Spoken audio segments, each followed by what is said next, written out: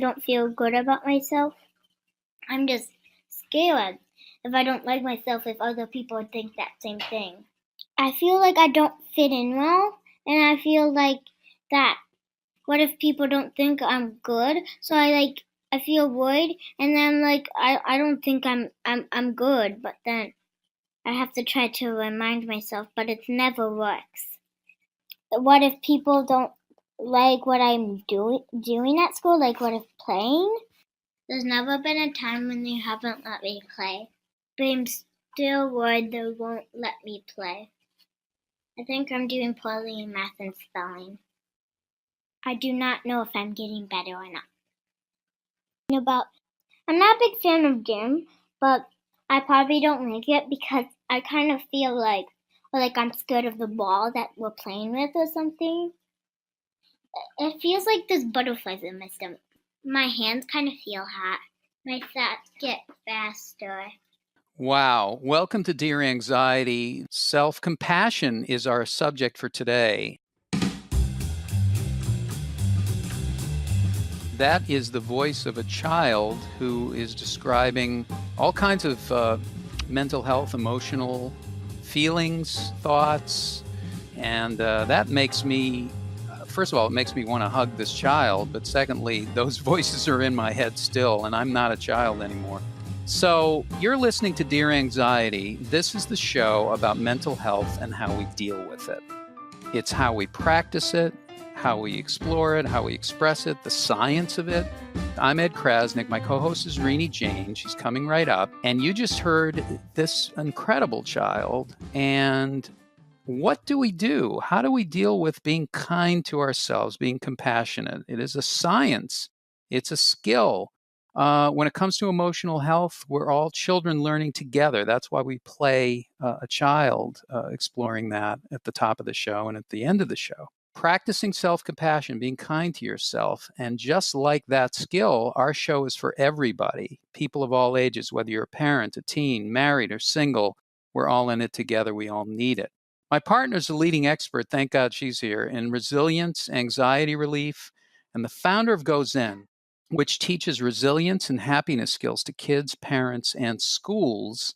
She has a master's degree in applied positive psychology from University of Pennsylvania.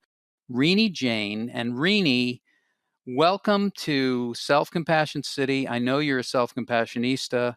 Is that the key ingredient that brought you into this work and that keeps you in it? I love that. I feel like a coffee goes along with saying self-compassionista instead of the barista, right? Yeah. You're I'm very brewing excited. self-compassion, yes.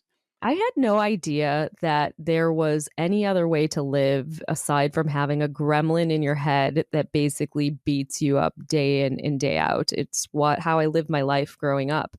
And I literally thought this was a motivating force, or I knew that it felt bad when my brain was saying I wasn't enough and I wasn't adequate and I shouldn't be worried all the time. But I kind of looked at it as, well, maybe this is the way I get things done, by continually telling myself that. And I feel like people say it out loud all the time, right? We criticize ourselves. And so it's socially acceptable to say, oh, I'm not doing enough. I'm not getting enough done. I'll never get it finished. And we verbalize it. I think we live in mostly cities of self-criticism. I don't know, Ed, you can think of the clever name for that. Yes. Self-criticism city is all that's coming out from me. Yeah, criticity. Yeah. Criticity, exactly, criticity. But I love Self-Compassion City, and I'm excited to explore this topic, especially in light of what we heard at the top of the show with a child being so raw and telling us about every one of those thousands of thoughts going through their mind that we all have, frankly, right? We're all kids. Yeah, I mean, what's so powerful about listening to that child is that is the vulnerability of the voice inside your head. It really does feel that black and white when it comes to self-criticism. It's either good or it's not good. It's bad. When I was a kid growing up, I would think to myself, I have a feeling and I'm bad. I literally would say it to myself. I was either bad or good, and most of the time I was bad. You had a feeling like what? Give us an example. What does that mean? Well, like if I was scared, for example. I was scared. I didn't know it was okay to feel fear. So here I felt fear, but I actually had a fear of fear. So I thought I was bad. If I have this feeling of fear, it means that I'm bad. There's something wrong with me. Now, my family was very loving, but I learned this somewhere along the way. I learned the message. I think people in my family had the same experience, and I just learned by absorbing it. There was nothing bad about any of us. We just didn't know that we were okay to have feelings, and that we weren't our feelings. We weren't our thoughts. We thought that we were our feelings and we were our thoughts. So there was a great deal of pressure, and there was almost no, very little self-compassion, certainly very little awareness of self-compassion. Yes, it's that idea, in Buddhist philosophy of the first and the second arrow, right? So suffering is inevitable, or the pain is inevitable, but suffering is optional. So if you're having the feeling, which is, the pain that you're experiencing, but then you're thinking that the feeling that you're having is bad, well, there's the suffering. So you're already experiencing discomfort on top of it. You're beating yourself up for it. And Yeah, and it's that's okay hard. if it's one thing to say the feeling is bad. It's another thing to say I'm bad. See, when you go with I'm bad, there's really there's nowhere to go with that. That presumes that you don't deserve to be alive.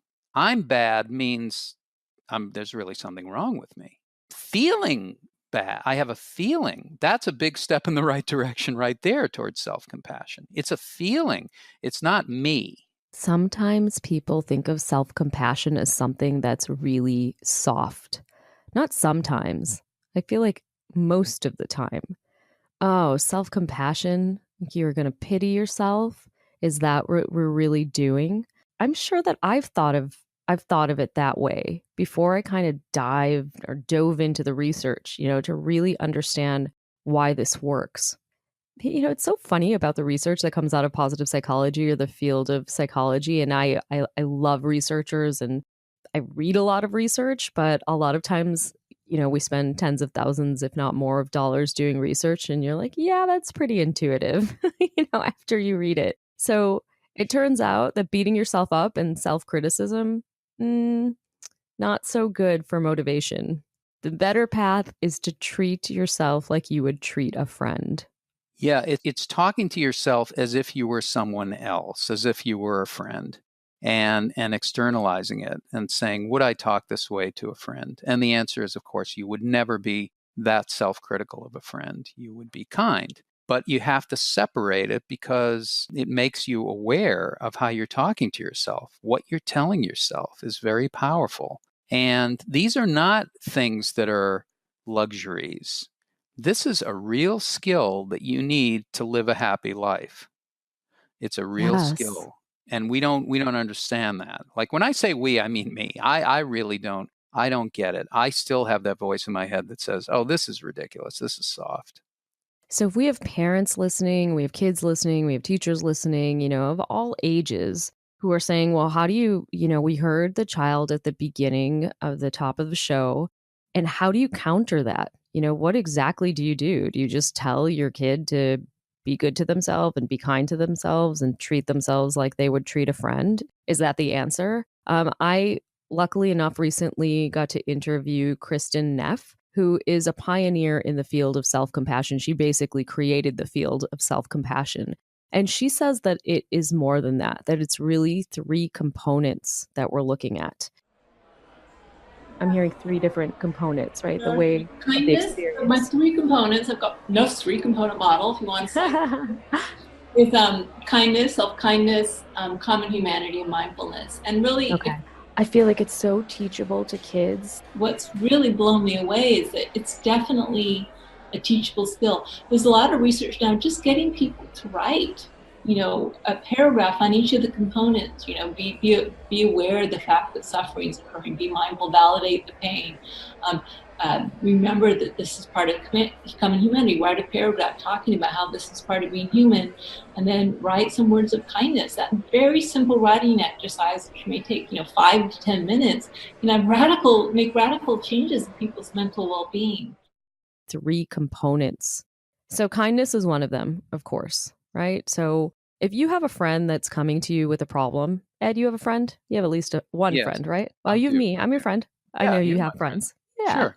Mm-hmm. Okay. If I've I heard of came it. to you with a problem, and I have come to you with problems before, Ed is kind. You can hear it in his voice, and I will tell you that on and off the air, he's the same. So I go to Ed with a problem, and he responds in kindness. He looks at me, he empathizes, he is compassionate, he kind of feels what I'm going through, and then he responds thoughtfully. And we do that with our friends, right? Don't we do that with our friends? Sure, But absolutely. It why? seems to come naturally. Yeah. It seems to come naturally. And we often do it with our kids. Not always, but we often do it with our kids when they come to us and they're really like, imagine your child coming to you and saying, Mom or Dad or, aunt, uncle, caretaker, I have a problem and can you help me with it? Of course, we respond with kindness and with compassion, but we don't do it for ourselves. So this is the first step, not always the easiest one, especially if we have been, we've wired our brain for years to be self-critical. It's hard. It's hard to be kind. Behind the voices is another little voice saying, that's not going to get you anywhere, that kindness. Kindness with ourselves is the way to go. The second component that Kristin Neff talks about is common humanity. So, really remembering that you're not alone, that you're not the only one going through something, that you're not the only one in a particular challenge, that there are others that are experiencing the same challenges because we're all human. I hear you say that a lot, Ed. We're all human. We're all in it together, and we all share these things equally. That no one is ahead or behind. Everyone is the same. So remembering that when you're experiencing that loop of negative thoughts, a little gremlin in your head. And then the third component that Neff talks about is mindfulness. Now, this is a word that's used a lot, and really it means awareness. But if you've been in pain at any point in your life, emotional pain or even physical pain, sometimes we don't want to deal with it. We look away. But one of the components of being compassionate, of having self-compassion, is really the ability to be mindful of the experience that you're going through. If you're expressing compassion towards someone who doesn't have a home, so sometimes if you're driving or if you're somewhere and you see a homeless person, sometimes you look and sometimes you look away because it hurts, or you don't really want to kind of deal with the experience that they're having. Well, we do the same thing with ourselves. When we're having a lot of negative thoughts and they're looping over and over again, sometimes we try to stuff them away or distract ourselves, and we're not mindful because we don't want to turn toward the pain. But that's a necessary aspect of kind of looking at that, sitting with that discomfort of self-compassion. So just to recap, kindness toward yourself, common humanity, remembering we're all in it together, and being mindful of the experience that you're going through and really sitting with it. When I'm compassionate to myself, it's not when I'm in crisis or in trouble. It's usually I have to be feeling better which is, of course, a very tough thing. I think people feel like it takes a lot to do that. And like, how dare I? And there's all these voices of guilt. And also, what does it look like? What does it actually look like to be compassionate towards oneself? And I thought, maybe we can role play it. Rolling, guys. Rolling. Maybe we can do something where, I don't know, Renee, maybe you'll be the voice of self-compassion. Let's work as one person. Like, let's pretend that this is you and I'm the voice of self-criticism in your head. Okay. And you will be the voice of self-compassion. And we can have a little dialogue. We can you can turn these phrases around and be a friend to yourself. But I'll be the opposite. And forgive me if I'm rude and obnoxious. No, go for it. You'll fit right in my brain. Okay, great. I would say that we should probably have a challenge that we're basing, so like something that we're going through that we're basing this around, that I'm going through. Tell me. I have so many. Which one should I choose? Sleep. So I have two little kids. They've never been the best sleepers. And so I am often sleep deprived. But recently I'm having this new thing. So in addition to the sleep challenges in my home, which have gotten a little bit better, somehow I'm waking up in the middle of the night. This is going to sound silly because it's not going to sound like a challenge, but I'm telling you it is. I'm waking up inspired, right? I'm having inspiration to write and to work, but at like 2:30 or 3 in the morning. And so I can't shut my brain off because I'm excited, but then at like 6 in the morning when I really need to get up, I am so tired, which makes me cranky and, the vicious cycle of being sleep deprived. So I'm getting kind of upset with myself that I'm, doing this repeatedly kind of every night. Okay, so that's my challenge. I'm sleep deprived and I want more sleep. Okay, well, here it comes. Okay. And action. Renee, I can't believe that you allow this to go on. You're the CEO of a company. You know what to do, and yet you don't do it. What is wrong with you? I mean, what kind of person does these things? It's crazy. Hey, voice of self-criticism. I see you. I get you. Renee, listen, you have a lot of creative ideas going on in your head, and they're just coming up all throughout the day, including the night. And I totally get why you're not sleeping well, but you probably want to prioritize that. But I understand why you're doing it. That's the first thing I want to tell you. I get it. It's never going to change. That's the thing, is how you are. And you know that you take on too much. I mean, you're taking on way too much and you don't know when to say no. Hey, self-criticism. I get that you're worried about me and you're trying to protect me, but you're really just putting me in additional pain. So I'm going to let myself, I'm going to say something kinder to myself. There's other people who've gone through this just like you. So you're not alone. I want you to know that you're not alone in this and that it's not going to be forever. Things come and go. And remember in the past when you didn't know that things were temporary, you always thought every feeling was forever, but now you know better. So this is going to pass. Okay. I'm not saying this is the voice of self-criticism, but those are those are really good answers. So let's back up to what you did. Talk about what you did there. I think what we do, of course, when we're being really self-critical, imagine if it wasn't our own voice in our head and it was someone else being super critical out loud to us. Maybe you've had someone in your life doing this. Eventually you get mad. You get mad at that other person. You're like, hey, man, stop criticizing me. Or you walk away, or you ignore, or you distract. So we often do that when we have this voice going on in our head. So what I tried to do in my voice of compassion is not to do that. So I didn't try to quash my critical voice because the research shows that it just doesn't work. It will rear its ugly head over and over again, which is why I was saying, hey, thanks for trying to protect me, but I got this. And so that was my first step. And then my second thing is I was really thinking about what I would say to a friend and just saying it to myself and trying to be authentic because I didn't want to sugarcoat things. I didn't want to say, it's okay, you're fine, because I'm not fine. I wanted to say that it's something that you're going through, but it's going to pass. So one, I didn't try to quash the critical voice. And two, I tried to be real. I tried to keep it real. That's really interesting. I like it. I like it. Well, you do it very well. Obviously. I have practiced a lot. There are a lot of, it's funny. I was talking to a friend of mine the other day and I'm like, that my natural disposition is to have a very self-critical inner voice. And she was shocked. She was, what are you talking about? You're like the most optimistic person I know, one of those. And I said, it takes a lot of practice for me. It's taken me a lot of time to rewire my brain. So thank you for saying that. It takes a lot of practice. But it is there. It is there in all of us. It's not going to come out perfectly, of course. But just I think a big step is just acknowledging the voice. Hey, I hear what you're saying.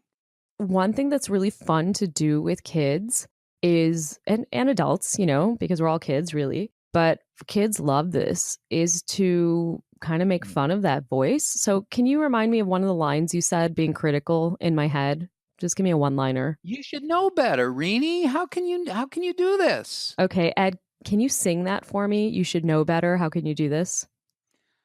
You should know better. How can you do this? How can you do this, Renee? Exactly. It's hilarious. Okay. Well, Ed is generally hilarious. But if you have something going through your mind over and over again, if a child has something going through their mind, you should try this, right? It is impossible to feel anxious and to laugh at the same time. It is a way to take the power away because a lot of times the voice in our head has a particular type of power. So take the power from it by making it goofy, right? You can sing it. You can kind of make fun of it. So you can stick your tongue out at it like, hey, I hear you, voice. Not today. Yeah. You know. How can you do that? How can you do? Well, that's a little mean, but yeah, you can sing it. You can make fun of it. You can be silly. You can be. How can you do this? How can you do this? How can you do this? How can you do this? That's all I hear every day. I hear you. It doesn't sound fun. It doesn't sound interesting to me. It You does. know? It It's not something doesn't. you want to go toward. It's not something you want to be friends with. It's not something you want to repeat over and over again.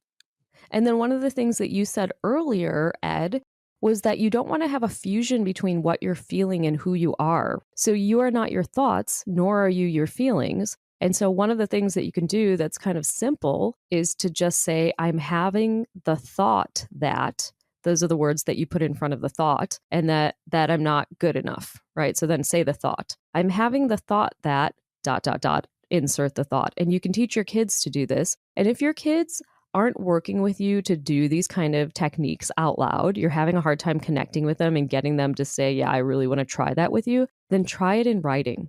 You know, a lot of times kids, and sometimes they want to do it on their own. So you can just fill up a page that says, I'm having the thought that dot, dot, dot, and then have them fill it in because it creates a separation between who they are, their essence, their character, and these thoughts that are temporary and often notoriously inaccurate and have no basis in reality. I also feel like, and we've talked about this before, I feel like there's a family game night here. Will you act out the critical voice in your head and just act it out? Just tell us what it sounds like. Tell us what you hear. And now I want you to do it in a song. Now I want you to do it in a poem. Now I want you to rap it. And I feel like kids will love that. They'll love it. And they'll exaggerate. They're really good at exaggerating. So it could be funny, and it could also be something for the family to realize, the movie Inside Out is such a great movie. We all have the same voices in the control room in our brains. That's what that movie does. It's the same for everybody. It sounds silly, it sounds crazy, and it's all funny if you externalize it. If it goes on in your head and you don't check it and you think that's who you are, then there's a lot of pain and suffering that goes on with that. I feel like this could also be an app. I've never been on Tinder, but for some reason I know that you have to swipe right and left. I think that's Tinder. I feel like that's what needs to happen with our thoughts. Like swipe, swipe, swipe. Nope, nope, nope. No, that's not a match. That's not a match. And then you keep the ones that are good. I think it would make a fun app. Well, there certainly could be a Dear Anxiety home game. We play games in our heads all the time. Why not play games to an end where you're trying to feel better and help yourself? I don't know. I feel like when we're going through something so serious that we think the antidote needs to be so serious, right? And it's part of the reason why we're very playful and go Zen. We understand that mental health is a serious issue, and what we're going through as a country and globally is very serious, right? But that doesn't mean that we can't use play to counteract what's going on, which I think, Ed, you do beautifully. Well, I really feel like mental health and comedy, emotional well-being and comedy should be married. I think it's the one makes it safe to feel and explore anything that's scary or uncomfortable or weird, seemingly weird, and the other one is the tool and the skill that you can practice to feel better. So I don't think there's anything more powerful than those two together. Can I ask you about an improv skill, since you are, and you're a comedian and you know a lot about the techniques, and a lot of people probably don't know, and correct me if I'm wrong, but this is a skill that you can have a lot of raw talent, but you can also learn. Yes. Okay. So I want to know that if you're a kid or you're an adult and you have a negative thought in your head that keeps looping, let's just say it's, I'm never going to be good at school, or I suck at math, one or the other. Let's pick one of those. How can we use the yes and technique? Can you teach us a little bit about that to work through that? It really is adding on. You're acknowledging you're saying it again. You say it out loud. I am never going to be good at math. And that's just fine with me. And I'm okay. There's other things that I'm good at. And listen, I might be the president of a Fortune 500 company. I might be a star athlete. I might be, a great tennis player. I might be really good at eating fudge. I So can the say it. trick is to not shut it down and not say no. Say yes. Say yes. We talk about living. It's called living in a yes field. You're living in the world of yes, where everything is possible and everything is welcome. And the key to being a great improviser is listening. You listen. You don't have to make fun of it right away. You receive what the other person or the situation is telling you. Yes, my hair is on fire. Yes, it's really on fire and it hurts and it burns. And listen, this might be a whole new business for me. Might be a new salon. I could see it going over really big in Beverly Hills. Burning Man Hair Salon. I can see it. Burning Head. I've got the title. I've got the whole thing. I mean, there is nothing that you can't go with. But if you go the other way, and you say, it's not okay to have this feeling and there's something wrong with me, then you've got the feeling, you've got the self-criticism, there's nowhere to go, and you're hurting yourself. This causes pain. One causes freedom, the other one causes pain. And it's a choice. I just want to be clear about something, because we're talking about self-compassion, and obviously the word self is in it. And so we're talking about an introspective process. But this is also what you're talking about with yes and. What's coming up for me is this is a conversation that you can have with your kids, because a lot of times, so again, we heard the child in the beginning, if a child is coming to us with that, our instinct is, oh my goodness, listen to all these heavy, horrible things that are going through my child's head. I need to immediately say to them, no, you shouldn't think like that. And I get it. I'm a parent and I have little kids. I have a 4 and a 5-year-old. So I get why we would do that. But Ed, don't you think that this yes and is something that we can do with our kids, so we're not shutting them down? Absolutely. I do it. And I'm not still not great at it, but I practice it. I do it with my daughter. My daughter's going, if she's going through a hard time, she'll say something. And what I used to do is I used to try to fix it or shut it down or keep it moving. And what I do is I listen to her and I say, wow, that really stinks. Or that really, it sounds like you're in a lot of pain. That must really hurt. And we're still going to go on our walk, right? Let's go on our walk now. And we're still going to go talk to your friend, right? We're still going ice skating. We're still going to sit down and have a smoothie, right? Yeah. So validate, but don't escalate. Validate and add to it. It's dialectics, right? They call it dialectics. It's two things that are seemingly opposite, but you put them together. And it's a very therapeutic, it's a very supportive way to deal with your child. Parenting is hard when you try. Men do this, and I don't want to generalize, but it is a thing where you try to fix it. You want to take it away, or you feel exhausted and you feel like, I don't want to deal with this now. Well, guess what? The easiest way to do it is to actually listen to them. It's easier to listen. It's not harder. Just listen. Oh, I hate that they don't like me. They'll never be my friend again. I'm never going to have any friends. Wow, you sound like you're having a really hard time. I love that. I mean, I'm sorry, I know that sounds painful for the child, but I love that, because if you're in a space, I think what happens to a lot of us is that, one, if you're around this, let's call it negativity for the time being, right? You're feeling like it's a really negative environment. My child's being very negative, or someone around me is being negative, or I'm being negative. I would say with what you're saying, Ed, that we would challenge you to make a shift and try this technique, right? Try the technique of yes and with your child or with yourself. And it's going to take some practice, right? Because if you're steeped in this, oh my goodness, this environment is so negative and I can't take it anymore and I don't want to be around this person anymore, I feel like this is something that can make a shift pretty immediately, but it needs to be intentional. That's what I want to say. You can do it with yourself. You can do it with your child. You can do it with a friend. You can practice it. These are all things that you can practice. And Renee, I want to get to this. Sometimes we talk about, listeners and some of the issues that they're having, and I know we're going to be doing that in the shows. But there are a lot of resources that you have, and you have a great self-compassion journal, which I've actually used and has helped me tremendously on GoZen. Can you talk about some of the resources that you have on GoZen? Yes, absolutely. So we create animated programs to teach kids social and emotional learning skills. So, our main programs are these cartoons. But one of the things that we also do, which a lot of people don't know, is we create little workbooks, we create worksheets, because sometimes people like to learn in different ways. And as Ed mentioned, one of the ones that we have is a self-compassion journal. So that can be found at gozen.com/plus. And in Plus, you can find the self-compassion journal that teaches you 6 research-based self-compassion exercises. And it's done in a way that's very pretty because it has beautiful illustrations and you can do at your own pace.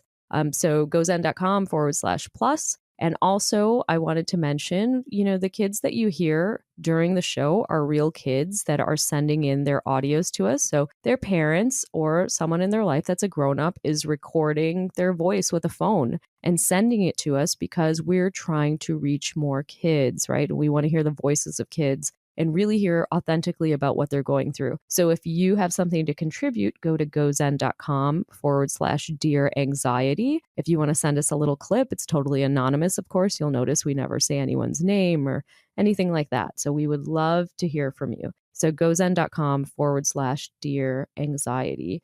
And Ed, we've gone through a lot of stuff today. So I'd like to do kind of a little bit of a recap. We talked about self-compassion and how it is a more powerful motivator than self-criticism, says science, says a lot of science. The 3 components of self-compassion are kindness, common humanity, and mindfulness. We talked about the idea that you are not your thoughts. There should be a diffusion of yourself from that. So you can use exercises such as saying, I am having the thought that, ... and then inserting the thought. You can make fun of your thoughts, right? You can sing your thoughts. You can use yes and techniques. And all of these techniques that we're giving you have a couple things in common. The first thing is don't try to quash the thought. Quash it, squash it, running away from it. The research shows just makes it stronger. And the second thing is it can be playful, and the playfulness takes the power away from that thought. And then really just overall, one thing that we've said is that, we have thousands and thousands of thoughts every day. Some scientists say upwards of 60 or 70,000 thoughts a day. And most of those, not so accurate. So, we can just let them go by, let them float by, let them float by. Fantastic. And you can even swipe it. It's a good thing to think about. Swiping. You're swiping in apps all day long. Swipe your thoughts.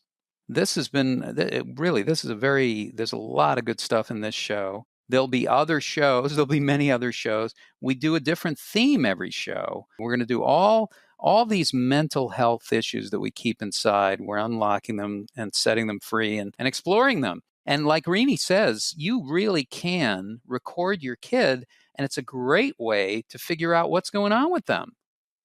Yes. A lot of times they say more in the recording. You're recording them and you're like, what are you saying? I didn't know that. Yeah, give them a voice. Somehow when they're able to put it outside themselves and do it for a project or something, it may make it less intimidating for them to do. I think that's it for today's episode of Dear Anxiety. And at the end of every episode, we have a voice of a child. And this part at the end of the show is more solution-based, more advice-based. And so we'll roll that for you. We're going to be back with another episode of Dear Anxiety next week. And thanks for joining us. And Renee, terrific advice, great skills, and something that isn't talked about enough, self-compassion. Thank you, Ed. If you ever say that you don't like yourself, then you should think about all the good things that you do. It could be really simple, like it could be that you're good at skipping or you're a fast runner. There is a negative part of your brain, which means that it tells you bad stuff, and then there's a positive side of your brain that tells you like, okay, calm yourself down, you can do it. So when the two sides are kind of fighting against each other, you'll kind of get mad at yourself and you kind of don't know what to do. But you should always listen to the positive side, because if you listen to the negative side, you'll never feel like you're doing anything, you'll never feel like you're improving, and you'll never ever feel like you fit in.